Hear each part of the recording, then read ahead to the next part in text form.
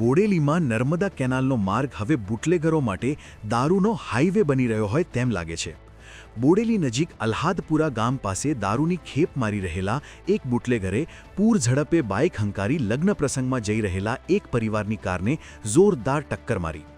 અકસ્માત એટલો ભયાનક હતો કે ટક્કર લાગતા જ બુટલેગરની બાઇક રોડ પર સ્લીપ થઈ ગઈ અને દારૂની બોટલો રસ્તા પર વેરાઈ ગઈ.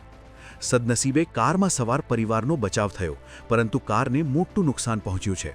સામાન્ય રીતે પોલીસને થાપ આપવા માટે બુટલેગરો કેનાલના અવાવરૂ માર્ગોનો ઉપયોગ કરતા હોય છે, પણ અહીં તો બુટલેગરની બેફામ ઝડપે નિર્દોષોના જીવ જોખમમાં મૂક્યા. કાર ચાલકે સમય સૂચકતા વાપરી તુરંત પોલીસને જાણ કરી, જેના પગલે પોલીસે ઘટના સ્થળે પહોંચી બુટલેગરને પકડી લીધો. કેનાલ રોડ પર વધતી જતી આ દારૂની હેરાફેરી અને બુટલેગરોની દાદાગીરી રોકવા પોલીસે શું કરવું જોઈએ? તમારો મત જણાવો.